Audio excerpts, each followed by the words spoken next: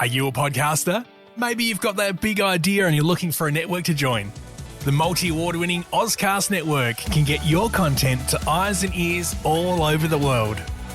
Join now for the first month free, and you could be featuring this sound at the beginning of your podcast. Ozcast. Simply head to ozcastnetwork.com for details. NATO cannot rely on the United States now as the ally that it was absolutely underpinning the North Atlantic Treaty Organization up until the arrival of Trump.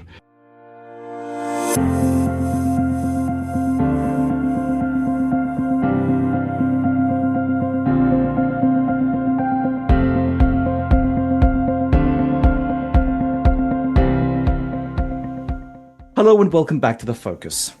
Today we'll introduce you to former Deputy Supreme Allied Commander NATO, General Sir Richard Shirreff. After graduating from Oxford, Sir Richard served in the British Army for 37 years, commanding soldiers on operations or in combat at every level, from platoon to division, and rising to the highest rank before retiring from the Army as NATO's Deputy Supreme Commander Europe. In 2016, his novel 2017 War with Russia was published in the UK, the US and Poland. It became a bestseller and has been translated into 8 languages. Sir Richard is an honorary fellow of Exeter College, Oxford, co-founder and managing partner of risk assessment and crisis management firm Strategia Worldwide, and as with myself, a member of the Alphen Group, ably led by Netherlands-based Professor Julian Lindley-French. Let's dive in. Richard, welcome to The Focus. John, thank you very much, and it's great to be talking to you. Richard, you suggested that the UK consider conscription to bolster its defence capabilities. Given the cultural and political resistance to such measures, how do you propose building public and political consensus for this significant shift in military policy? Well, you're right. This is not part of the British culture, the British Armed Forces, and to any professional soldier, myself included, conscription is anathema. It's absolutely the last thing that the British Army needs or wants rather, because the idea of bringing in young men and women indeed for short periods of time, training them up to a sort of minimum standard and then off they go is absolutely countercultural, because the British Army has always prided itself on its long service soldiers, NCOs and officers, particularly NCOs, who provide that absolute bedrock of experience and professionalism. However, I think that we are in difficult times. We have seen the British Armed Forces run down dramatically over the last 2 decades. And at the same time, we are facing a really dangerous existential threat from a resurgent Russia. Yes, it's fixed in Ukraine at the moment, but let's be clear. If Putin achieves his aims in Ukraine, which he is showing no signs of giving up on, he'll move on. And that brings much closer the real potential for a European war with Russia.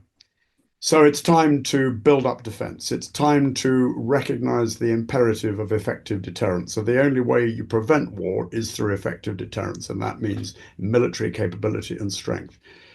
So I argue that now is the time to think the unthinkable, including how we could build up the necessary size, scale, and mass of our armed forces. And therefore, I think we have to consider conscription, however much it might be anathema. Okay, so I would have to say, from an Australian perspective, I think that we need to be having this discussion here as well. We are meant to be in lockstep with the United States over its policy against China. There's always the likelihood that if China were to aggressively go after Taiwan, Australia would participate.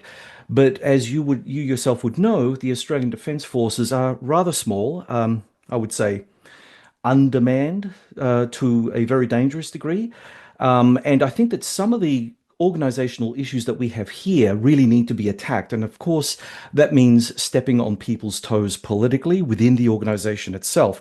And I'm sure in Britain, it's the same sort of thing. It's not just about raising your troops through conscription. It's also about trying to organize or reorganize the British Army to allow for the better ability of bringing people together in such a way and then being able to deploy them for national security reasons.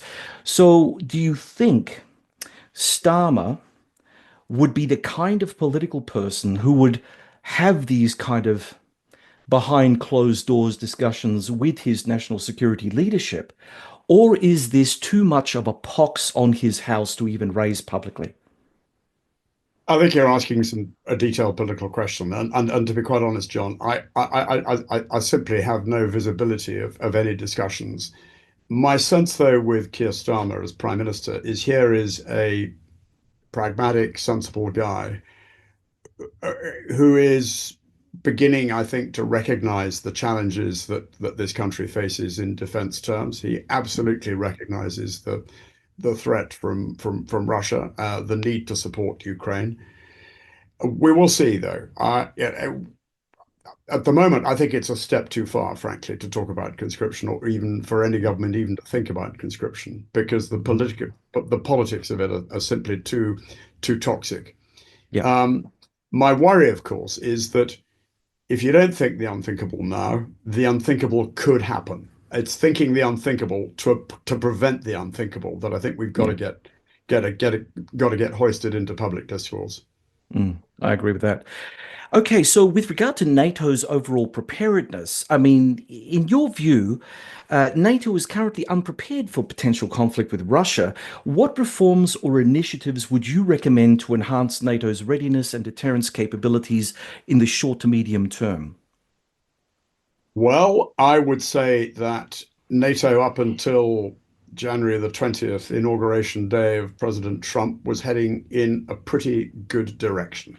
Yeah. The alliance was strong. There was absolutely no question marks about the founding principle of NATO collective defense, and an armed attack on one is an attack on all, as articulated by Article 5. NATO, my understanding, and again, I'm not privy to the detail of this, and quite rightly, because I don't need to know, because I'm not part of the mix anymore, was putting together a comprehensive set of plans for defense of NATO and beginning to take a lead in the necessary support to Ukraine. Of course, everything has changed since the arrival of Trump, together with his henchmen in defense and the National Security Advisory Team and the Vice Presidential Team, as we saw at the Munich Security Conference, because that has changed everything. I think what has happened is, and that's the grand strategic point, which in a sense makes anything else irrelevant almost, is that NATO cannot rely on the United States now as the ally that it was absolutely underpinning the North Atlantic Treaty Organization up until the arrival of Trump. So this places a real spotlight now on what does NATO need to do, what are the European allies, together with Canada, of course, now need to do to fill the gap, because it's pretty clear from everything that has been said that America will not necessarily come to the aid of a NATO country if attacked. As Hegseth said, America will not underpin European security anymore. So it's up to Europe and Canada to get their act together.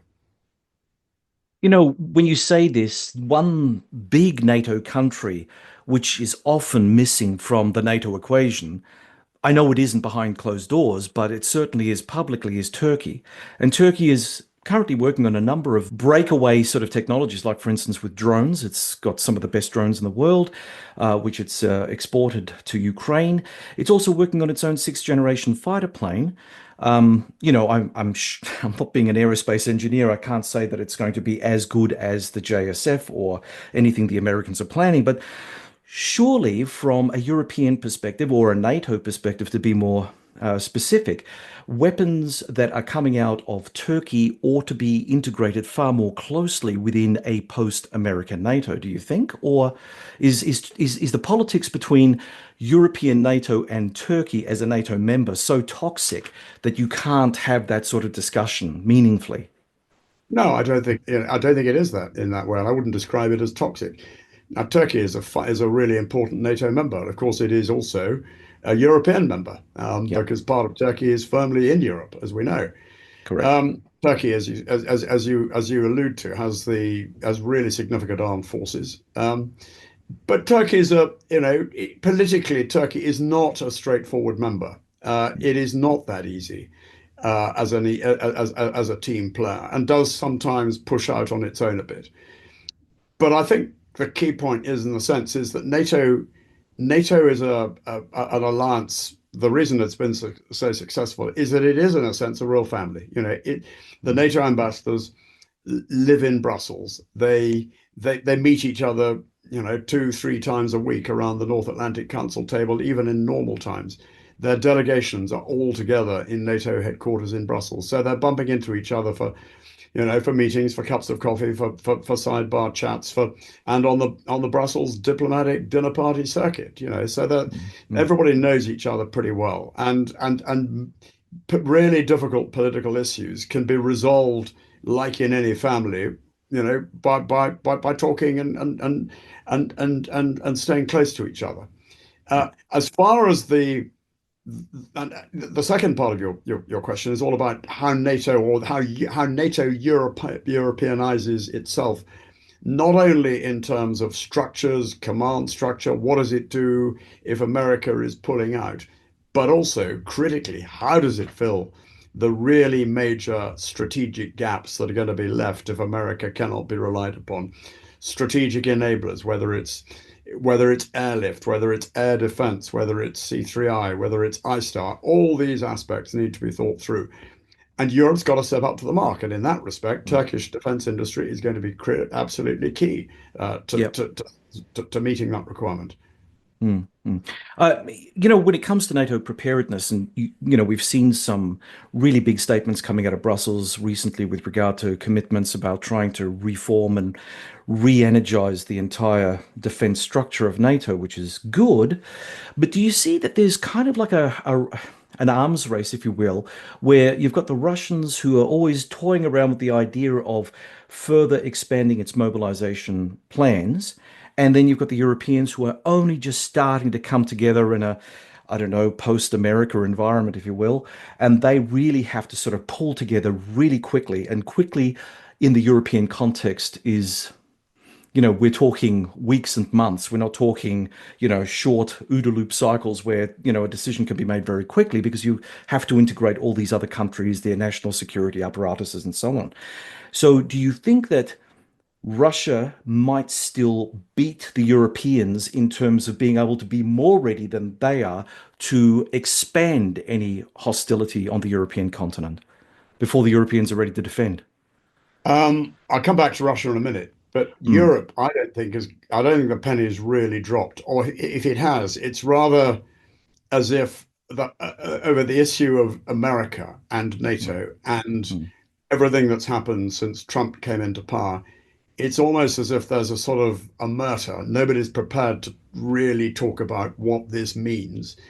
And I think that with the NATO summit coming up in June, that to me is absolutely the time that Europeans should be leveling with America and saying, you're either in or you're out. You can't be half pregnant.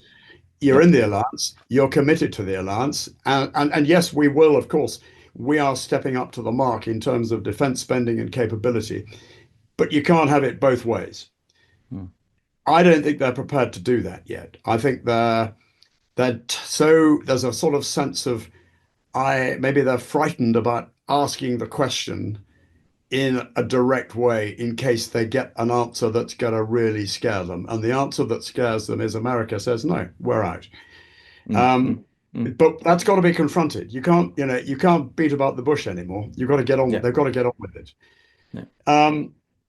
As far as Russia's concerned, well, right now, Russia's in no position to attack Europe conventionally. Well, it is attacking Europe conventionally. It's taking Ukraine, doing what it's doing in Ukraine.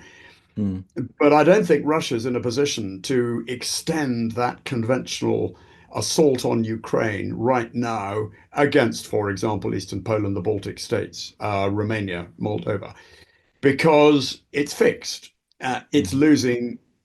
I mean, by the 9th of May next week, Victory Day, so-called Victory Day for Putin, when he steps up onto the podium in Red Square, the Russians will have lost 1 million casualties in Ukraine, killed and wounded. They are not about to break through in Ukraine. The Ukrainians are not losing. The Yeah. Ukrainians are holding on and in places pushing back.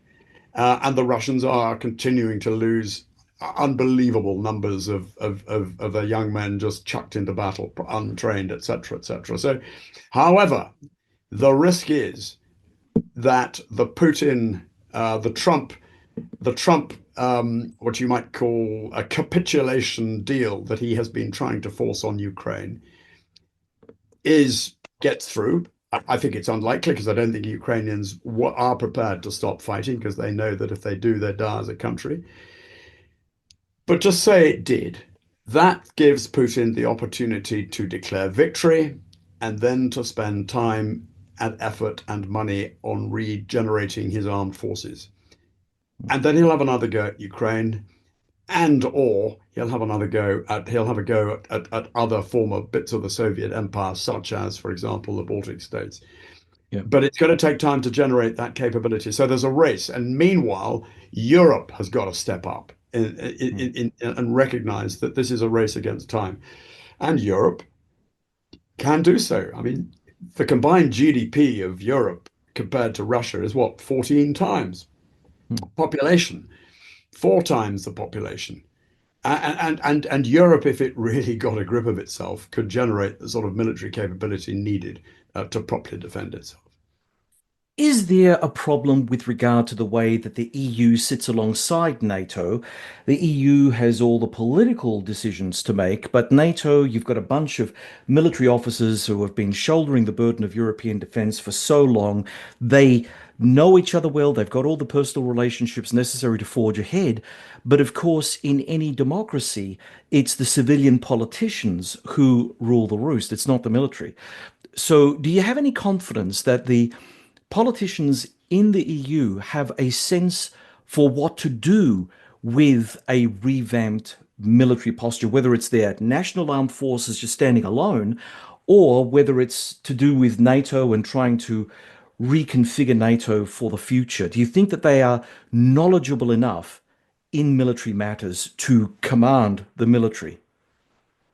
Well, of course, the European Union and NATO are largely complementary. I mean, I wouldn't, be wrong to say there have not been issues between the two, but I think now you see a recognition of the complementarity of it. And at the end of the day, it is and also I'd slightly push back on your point about NATO because NATO is a political alliance. The North Atlantic Council is a political body.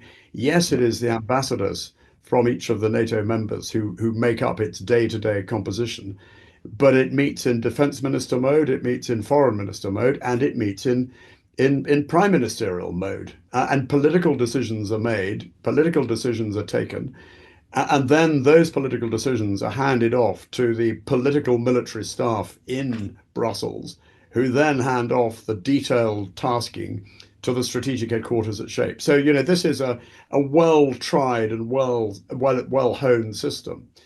And of course, the EU members, European Union members, who are members of NATO, you don't have one set of politicians for one and one for NATO. They're all the same. It's the prime ministers who make the calls. What I would say, though, is that the EU is not best configured to the sort of major conventional defense requirements of the age. The EU has got a military capability. It's got a military staff. But EU operations are best focused on relatively small scale operations where the Americans are either not needed or not wanted, where they can be coordinated as part of an overall comprehensive approach for reconstruction, development, capacity building, and so. For example, the Horn of Africa, where the EU's done some good work. The counter-piracy mission in the Indian Ocean several years ago. Another very, very capable, very, very niche but useful EU operation. So I don't see a sort of major divide. I think the EU's got money, it's got the ability to build civil society, and it's got other capacities which frankly are just as needed in the world of defense as NATO's more hard-edged stuff. When you look at European NATO members, how do you anticipate them adapting their defense strategies to anticipate potential shifts in US foreign policy? I mean, you mentioned Trump earlier. He's very unpredictable. And, the one thing that governments or systems of government don't like, including private enterprise, I might add, is not knowing or not having a proper planning environment.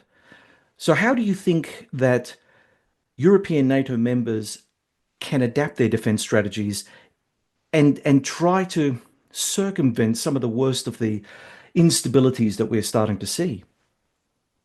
Well, it goes back to the political penny dropping that America cannot be trusted because of the nature of this regime. Now that let's hope that that is not a lasting situation, but I think you have to work with what you've got at the moment. So there's got to be politicians and European political leaders have got to take the world as they find it, not as they'd like to find it, and start putting in place doing a comprehensive gap analysis of what it is that how America underpins the alliance in terms of equipment and strategic enablers, looking in detail at how it underpins the command structure or fills the command structure, and then start putting in plans to Europeanize it. But it all starts, as I said earlier, with a frank, no holds barred discussion with America, not being frightened or in any way cowed by the man in the White House who, the bluster, the arrogance, the hubris of that man. It's recognizing, come on, let's level together. What the heck is going on? As I said earlier, are you in? Are you out? You can't be half in. You can't be half out. Richard, do you have enough confidence that there are still people in Washington, D.C. that European politicians can reach back to have that sort of conversation? Because at the moment, it looks like everything is run through the Trump filter, and that in itself poses a problem. So are there enough Americans of what's the word I'm looking for? More normal and traditional persuasion that can have these discussions? Because if you don't have a partner, and if America can't be trusted, and look, just for your information, the last podcast we had Andrew Michter, Ben Hodges, and Anders Park Nielsen on it, and I asked them the question: is there trust still in the American-European relationship? So I'll pose that question to you: is there trust? Well, the first thing I'd say, I'm in no doubt there will be millions of Americans, transatlanticist Americans, who are, I would expect to be, frankly, pretty appalled by what's been going on in Washington. Yeah.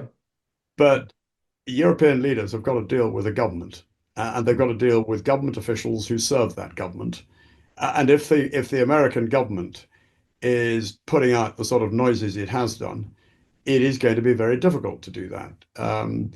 But you have, as I say, European leadership and European political and governments have got to deal with the people in place, the men and women in place at the moment, and clearly if they are in positions of power as secretaries of defense or secretaries of state, they will be relaying the Trump line, and that of course is going to make it jolly difficult. Yes, you either bend the knee or kiss the ring or become, what do they call it? A Trump whisperer. I don't know whether or not that's even possible, but nonetheless, I see that there are problems. Anyway, if we just switch the tenor of the discussion to nuclear deterrence, considering Russia's integration of tactical nuclear weapons into its military doctrine, how should NATO recalibrate its nuclear deterrence posture to address this evolving threat landscape? Well, I think for deterrence to be effective, and just to sort of give a bit of color to this, what is deterrence? Deterrence is being able to mallet your opponent, making it clear that you're prepared to mallet any aggressor if he so much as lifts a finger up against you. So to be effective, deterrence has got to be relevant credible and capable at every level. It's got to be capable and relevant and effective at the hybrid asymmetric, the conventional, and the nuclear level. It is not good enough to say that we've got an intercontinental ballistic missile capability like Trident, and we put all our money into that, and we can be weak conventionally as a result, because that just creates an opportunity. Who on earth is going to risk the destruction of Western civilization if a conventional deterrence has failed and Russia has moved into one of the Baltic states? Nobody, no politician is going to risk the destruction of Western civilization and the planet for that. So you got to be able to present an effective conventional front. You've also got to be capable in nuclear terms of being able to present a conventional, an effective deterrence at the tactical level as well. I mean, I think you've got to take account of the way, as you say, Russia integrates tactical nuclear doctrine into every aspect of its military thinking. So look at, for example, the regular Zapad exercises, which have taken place ever since, really, every 4 years. I think they might have been suspended in the last 3, but I think Russia is planning another one. And almost every time there was a Zapad exercise where the scenario was a, quote, counter-terrorist operation into the Baltic states. Read into that, let's take over the Baltic states, all or part. After the initial action, the Russians would apply or practice what they called nuclear de-escalation, which is, if you, NATO, come back at us to try and evict us from one of the Baltic states, which we've just moved into, we'll threaten a NATO capital with a nuclear-tipped Iskander missile from Kaliningrad fired onto a NATO city within range, within the 400K range, which means Berlin, Warsaw, Stockholm, Finland. Easy pickings. And they would calculate that will stop NATO having a go back at them. And NATO will say, well, okay, yeah, let's just, it is what it is. We'll have to accept it. And also in the tactical nuclear field, remember the Soviet deployment of SS-20 missiles, tactical nuclear missiles into East Germany towards the end of the Cold War. What did NATO do? What did the Americans do? It moved cruise missiles into the UK and into Europe.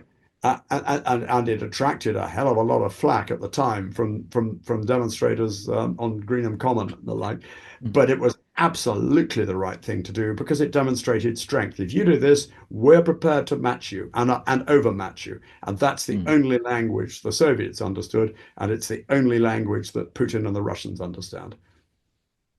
Just sticking with the nuclear deterrence issue right now, I mean, in Europe, there are only 2 countries that have a credible nuclear deterrence, the UK and France. Now, we'll leave France aside because I think that the UK needs to be attacked a little bit more vigorously.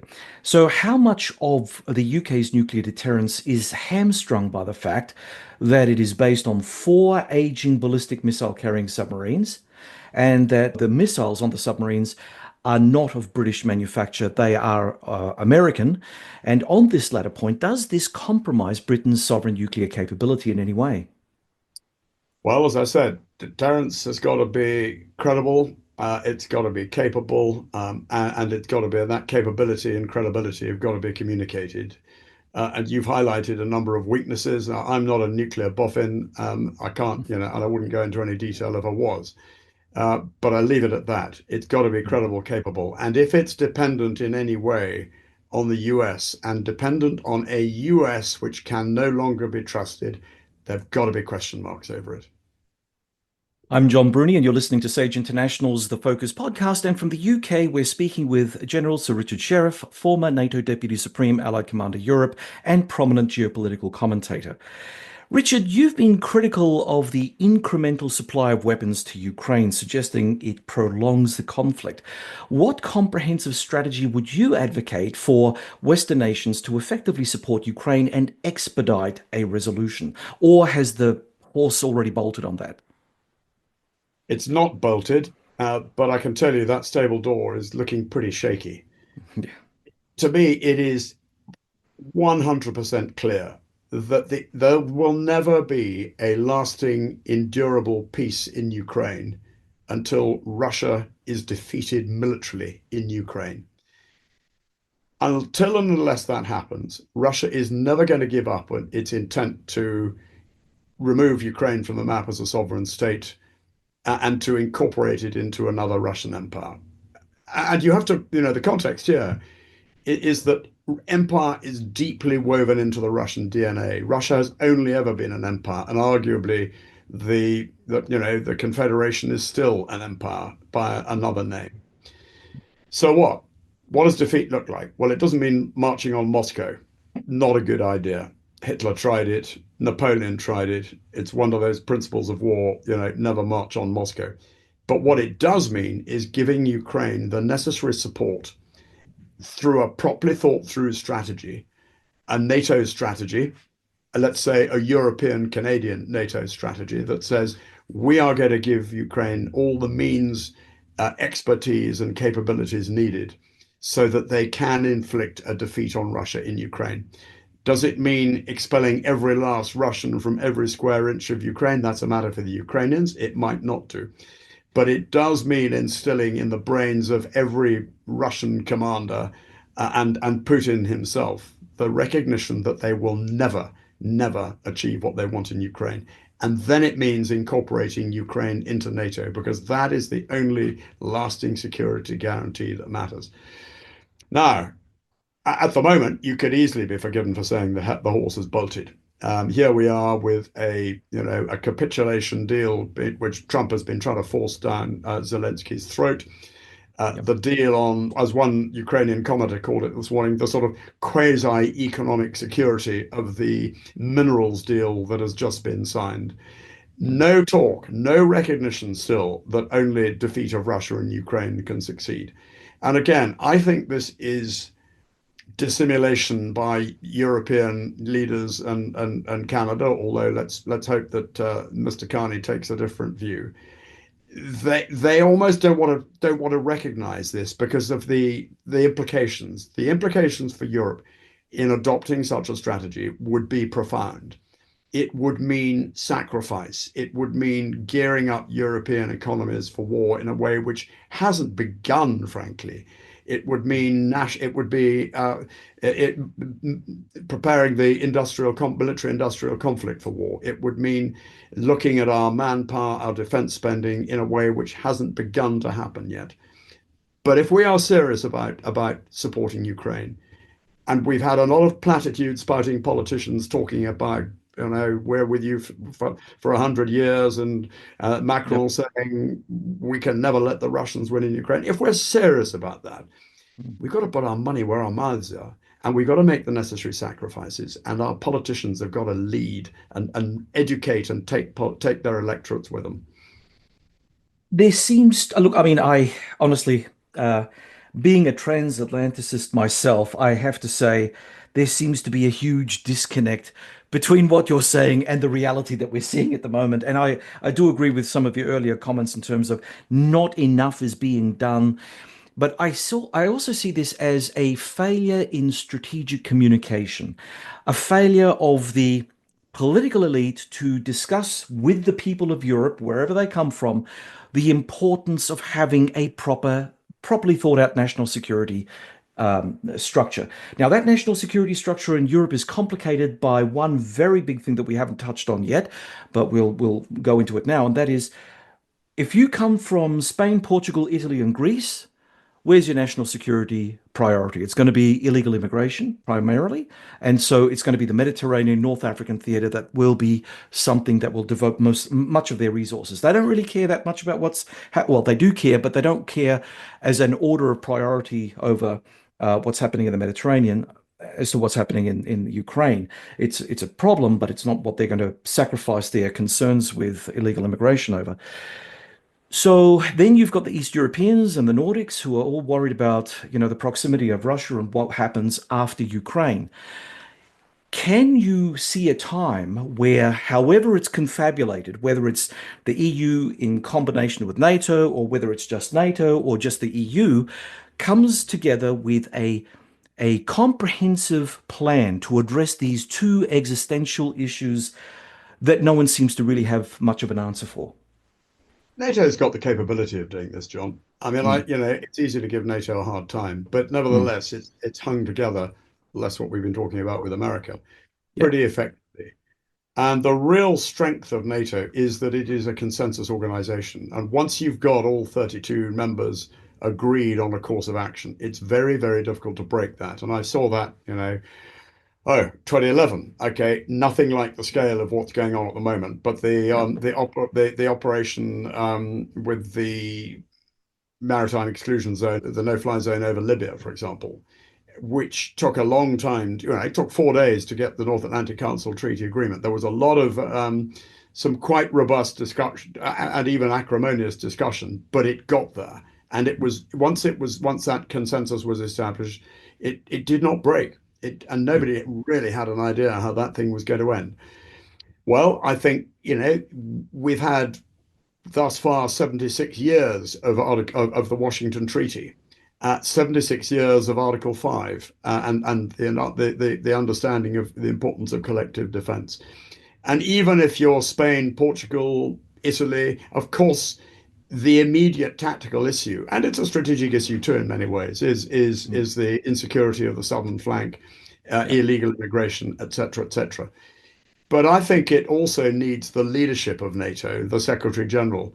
And again, you get this out of successive NATO summits that there is this recognition that NATO's got to step up to the mark, that NATO faces an existential threat from Russia, and that Mm, an attack on Latvia or Estonia is going to need a response from Spain and Portugal and Albania, as well as Germany, France, the Netherlands, Spain, and the Nordic countries. Do you think the media understand this? Because I think that there have been a lot of stories out there who that have actually poo-pooed the idea of NATO understanding this. I think it's very important that we have this discussion on our platform to at least give a sense that things are not what they seem. There is a lot of disinformation out there, much of it based on, dare I say, pig ignorance more than anything else. So, what I'm getting from you is that yes, NATO has the capacity, and yes, NATO will be united in case of a broader threat to Europe, which is very heartening.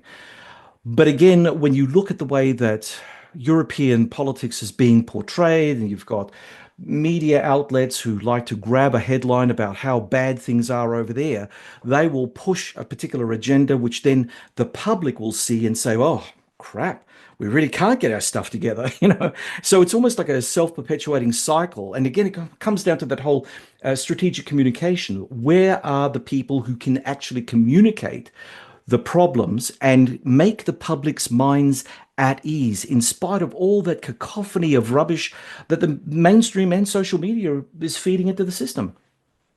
I think some of the media does get it. The more, the more sort of what you might call the more serious media absolutely get it. Mm, But you're right about the noise of social media and the echo chamber with an awful lot of half truths and false truths rattling around inside it. yeah. Um, I think I don't underestimate the challenge, and it's easy for, as a commentator to say, get a grip and you've got to step up to the mark. Mm, But my goodness me, this is the time when it does need education and taking electorates.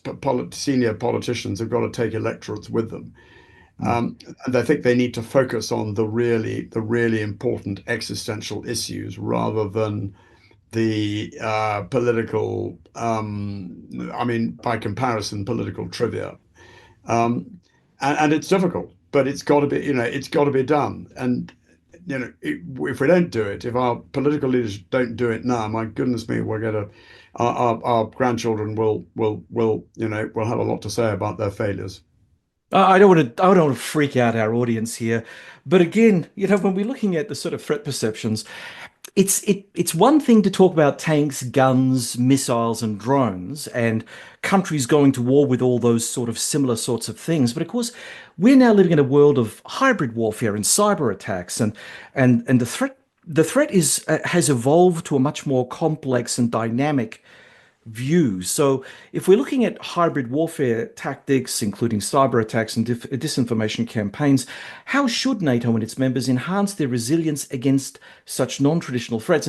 And here I'm reminded that recently Spain and Portugal had a major blackout that kind of brought the two countries to a halt. And I'm thinking, sadly, when one talks about issues of war and peace, one always thinks of the worst possible case scenario. But had that been a Russian cyber attack that brought down Portugal and Spain, what does a government then say and do to get the public on board? Because obviously, a successful cyber attack that brings down the power structures of a country, I mean, the electricity and energy structure of a country, shows that the government was never really on top of it to begin with. So again, you've got this really complex warfare landscape that even the practitioners find difficult communicating further up the chain, or for the politicians to communicate further down the chain. So people have their minds in a much more peaceful place. Yeah.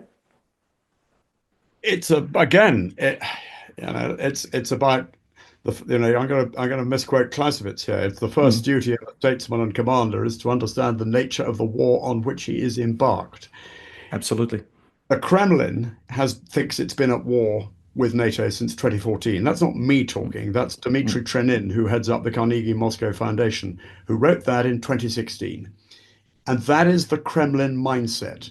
This is a hybrid asymmetric war, which is ongoing at the moment, and it is designed to undermine the integrity of what Russia believes are its adversary states. So the states of NATO, the United States, and I've no doubt Australia would come into this bracket as well. What you might call the Western liberal order, although that, my goodness me, is under threat at the moment as well. And it's about cyber. It's about manipulation of minorities. It's about disinformation, black propaganda. It's what we saw in the US presidential election in 2016 with the bots, the hacking of Democratic Party emails and all the bots undermining Hillary Clinton's campaign. It was about what happened during the Brexit campaign. It was about allegations of Russian interference in the Scottish referendum in 2014. It's arson, it's assassination, it's Skripal, Salisbury, Novichok on the streets of an English cathedral city, which could have killed tens of thousands rather than the poor one individual who was killed by it. And it continues. It's the use of polonium-90 in tea to kill Russian dissidents in this country, and in a London hotel as well. And this goes on.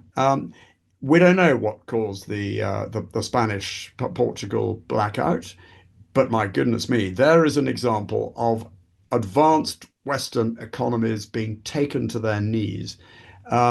What happened at Heathrow a month or so ago, when, as a result of, we are told it was a fire in a substation, which caused Heathrow to grind to a halt. Now, this means building resilience. It means building not just military resilience, but it means building societal resilience. And I think we should all be taking a leaf out of the Finnish book here, because Finland, for decades, has practiced this concept of total defense. Yes, it's got very capable armed forces for its size. Finns, a population of about the same size as Scotland, could generate an army of 280,000 trained and ready soldiers to fight and defend Finland. It could generate 200 Leopard 2 tanks of the latest mark at very, very short readiness to fight. But the Finnish total defense goes much further than that. It's about ensuring that businesses, that utilities, that health trusts, that educational establishments, all the fabric of society has built-in resilience in case of the worst case, but also to ensure that they can cope with the day-to-day steady trickle attacks. And right now, in this country, Marks and Spencers, the retailers, have been brought to their knees by a cyber attack. that sort of thing has got to be built in right across the board. And as I say, and the Finns will bring, they do it on a sort of formalized basis where the Finnish Ministry of Defense will run courses and lay down what needs to be done by all the different sectors of society in order to build resilience. It's about mindset, John. It's about recognizing that we are under threat, that our societies are under threat. And it's not just conventional on in Ukraine and potentially on the borders, the eastern borders of NATO, but it's day to day within our societies. And Russia has been a past master at that. And in a sense that the more it's fixed conventionally in Ukraine, the more it continues to batter away in Ukraine, so the more it will try and undermine the integrity of Western states from within by other means, the asymmetric means. And they don't need large numbers of tanks and guns and people to do that.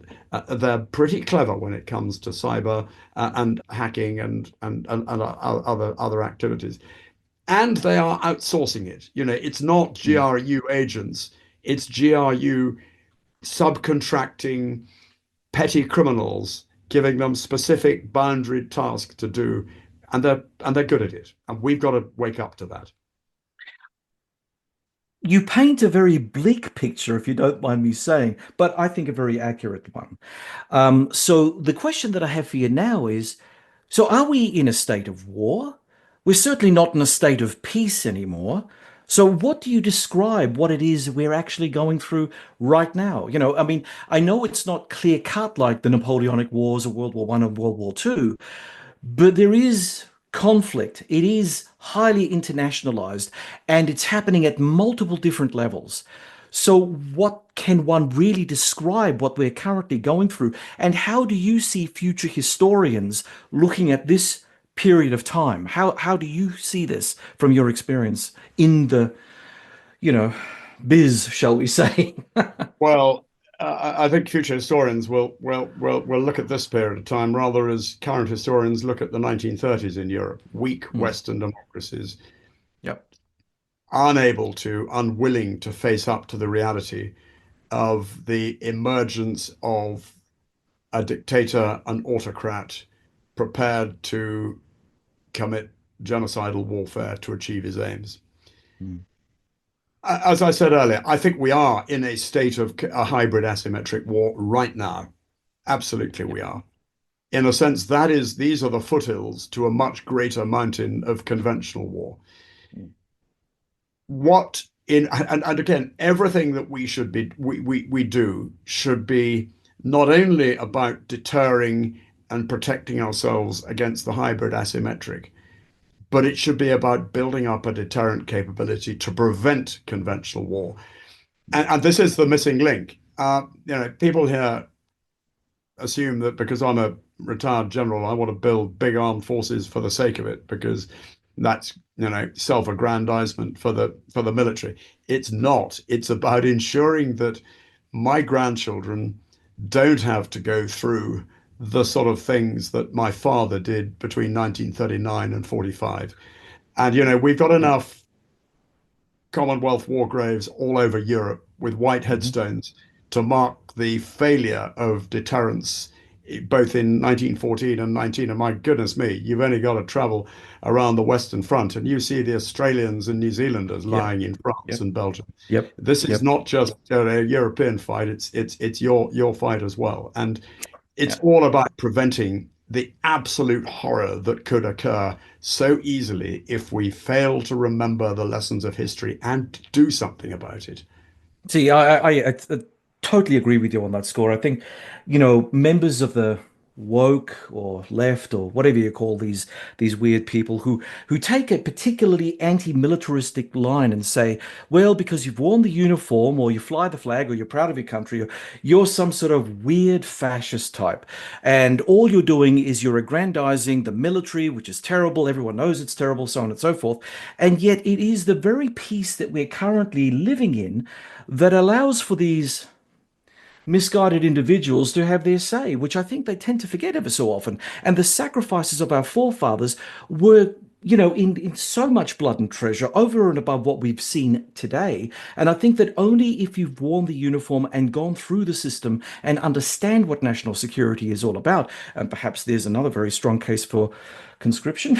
Anyway, so many people feel separated from the national security elite. We've had this sort of Praetorian Guard situation since many countries, Australia included, got rid of conscription for very good reasons at the time.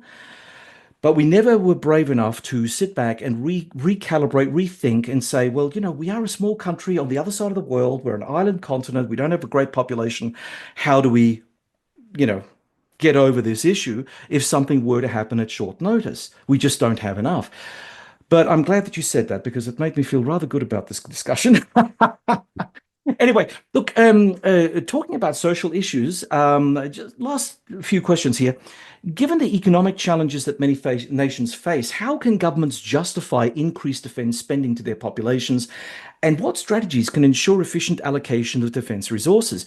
Here in Australia, you may be aware of the fact that the Chinese have made a tilt. They conducted live fire exercises in the Tasman Sea, which we did not detect. Then they circumnavigated the continent, which was a feat that the Japanese Navy during World War II didn't do. That was a hostile act.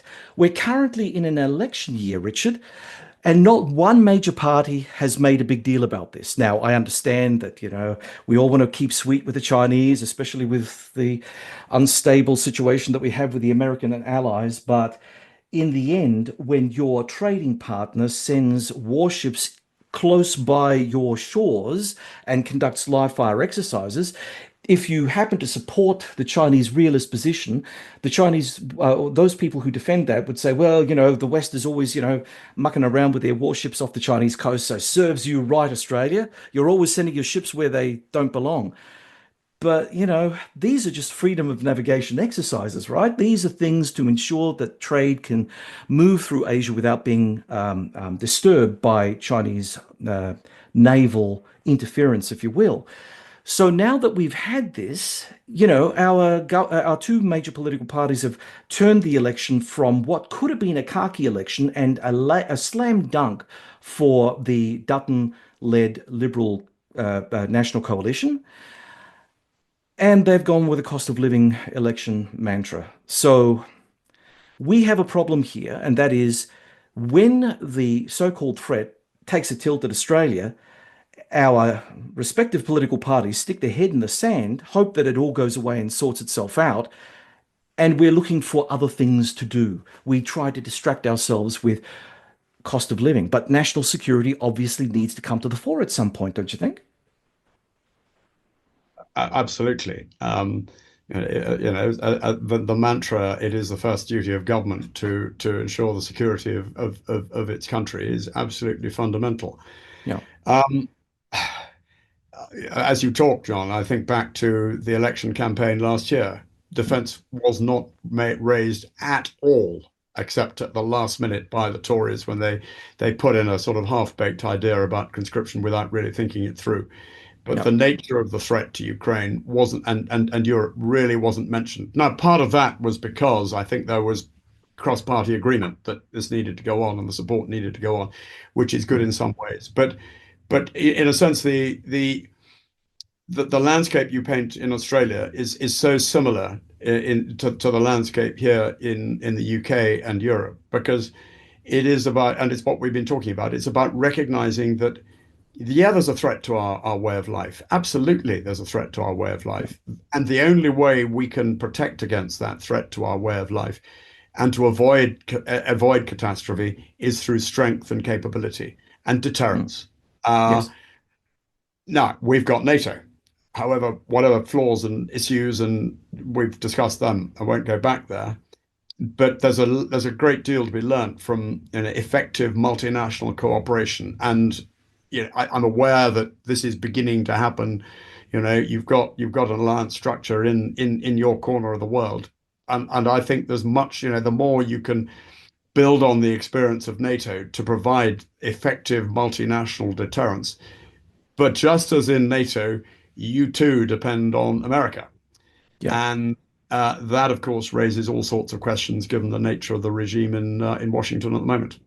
Yeah, AUKUS, ring a bell. Oh, that's a story for another time, Richard. But anyway, look, you've emphasized the importance of moral courage and exemplary leadership in navigating current geopolitical challenges. What qualities are essential for today's leaders to effectively communicate and implement defense strategies? Well, no bullshit for a start. I mean, there's an awful. Yep, yep. But I mean, what is leadership? Leadership's about getting people to do willingly and well, or inspiring people to do willingly and well what we want them to do. Yeah. And it's about, and I mean no bullshit. It's about telling people straight. Mm. You compare, forgive me. You compare the "I've got nothing to offer you but blood, toil, sweat, and tears" of 1940 and Finest Hour and Churchill, which Mm. leveled with the British people, told them, yeah, we're in this and there's no way Right. round. We've got to go through it. And the Yep. same needs to be said here. And the same, Mm. arguably, and I'd never say this for the Aussies, but it may well need to be said there as well. I think that just on that, it's no wonder we got to the place that we are currently in politically, because basically the people have been put in a little dark hole, fed a lot of bullshit, and just treated like mushrooms essentially. And I think that what we need to do is bring those people out in the light and let them have their dose of truth. Let people communicate honestly with them, because ultimately it was the dishonest form of communication, or at least hiding the truth from people, because we all wanted to have a comfortable life that wasn't threatened, that got us to, well, the orange one in the White House and all the right-wing movements across Europe that are starting to sort of, find their dander, shall we say. Final question for you, Richard, if you don't mind. What are your thoughts on Trump's peace efforts in Ukraine thus far? Are you impressed by the art of the deal approach? As many of his supporters suggest, is he playing four-dimensional chess? Uh, I don't know how this man got away with the art of the deal. Just let me give you one example. Trump did a deal with the Taliban over the head of the Afghan government in Right. 2000. Where did that go? The consequence was the total collapse of the mission in 2021. Hmm. Trump set the conditions for that. Hmm. Trump is setting the conditions. I mean, you asked what I think of his peace process, his peace proposals. I think they're appalling, because effectively what he is doing is capitulating to Putin. He is giving Putin everything Putin wants: the four provinces of eastern Ukraine, Yep. the bits that he hasn't occupied, Hmm. Crimea. He's giving Ukraine neutral in perpetuity, no NATO, demilitarization of Ukraine. And all that is going to do is to empower Putin to go for more. As Churchill said, once you start feeding the crocodile, it's going to keep coming back for more. And that is all that Trump's measures will do. Yep. As I said earlier, there's only one way to achieve peace in Ukraine, and that's to beat the Russians fair and square on the battlefield in Ukraine. And that's Hmm. what NATO or Europe and Canada now need to be putting together a strategy to achieve in support of Ukraine. My fingers are crossed. So, Richard, thank you for sharing your insights on the focus. Thank you very much for having me, John. Good to talk. From the UK, that was former NATO Deputy Supreme Allied Commander Europe, co-founder and managing partner of Strategia Worldwide, and prominent geopolitical commentator, General Sir Richard Shirreff. Thank you for joining me, John Bruni, for today's episode with Sir Richard Shirreff. Check out the links in our show notes to learn more about Sir Richard and connect with him on social media. Now, on to questions for the audience. After hearing Sir Richard's warnings, do you believe Western nations are truly prepared for the possibility of a wider European war? Or are we sleepwalking into disaster like we did in the 1930s? If US support for NATO seriously falters, should Europe build its own independent military force, even if that means dramatically higher taxes and mandatory national service? Sir Richard argued for faster, stronger support of Ukraine. But is there a point where arming Ukraine risks pushing Russia towards nuclear escalation? Let us know in the comments section below. If you enjoyed this podcast, please subscribe to our YouTube channel. It's a free way to support us. You can also subscribe to the podcast on the Ozcast Network, iTunes, and Spotify, where we'd appreciate your 5-star reviews. Do you have comments or questions about the podcast? Post them in the comments section on YouTube, and I'll do my best to respond to as many as I can. My thanks as ever to the producer of The Focus, Neil Smart. Please stay connected with us on social media. Follow me on X at Bruni Doctor, and follow The Focus on X at @thefocus_sage. And now on Blue Sky on, wait for it, thefocuspodadl.bsky.social. Okay, I'm on. From Adelaide, South Australia, you've been listening to The Focus.